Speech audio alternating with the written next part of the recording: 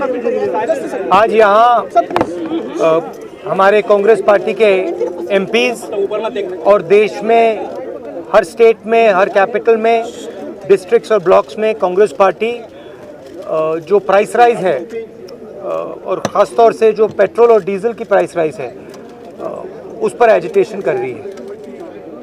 पिछले 10 दिन में 9 बार पेट्रोल और डीजल के प्राइसेस बढ़ाए गए हैं और इसकी चोट डायरेक्टली सबसे गरीब मिडिल क्लास लोगों को पड़ती है।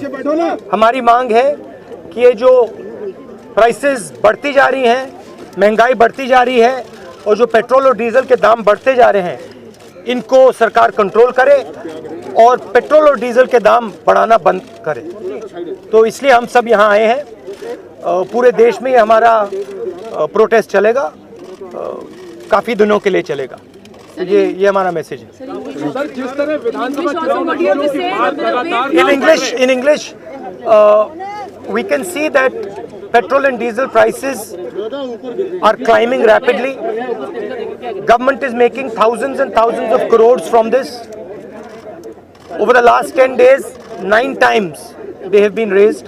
Congress party is protesting across the country in districts, blocks, state capitals, here with our MPs against this price rise, against the rise of petrol and diesel prices. Government has to stop doing this. This is hurting the poorest people in the country and it's hurting the middle class. Government has to ensure that prices do not rise and they stop raising diesel and petrol prices. Thank you.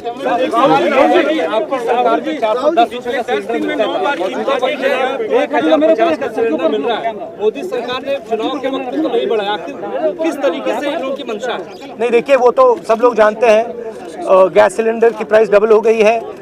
102 रुपये है petrol का दाम आज दिल्ली में। ये तो history में कभी नहीं हुआ है इस लेवल की प्राइसेस। और सरकार का बड़ी सिंपल सोच है कि जितना भी पैसा गरीबों से निकाला जा सकता है उसको निकालो और 2-3-4 बड़े उद्योगपतियों के हाथ कर दो। तो यही बेसिकली प्रोसेस यही चल रहा है। फ़ायदा किसको हो रहा है? फ़ायदा जो सबसे बड़े अरबपति हैं 2-3 उनको हो रहा है। और नुकसान किसका है? नुकसान गरीबों का है, मिडिल क्लास का है और जो आम जनता है उनका है। ऑब्वियसली चुनाव से पहले ये नहीं कर सकते। मैंने उस टाइम भी कहा था कि चुनाव के समय मैंने कहा था, देश की जनता से कहा था, पेट्रोल डीजल भर लो, अभी भर लो, क्योंकि बाद में मुसीबत आई।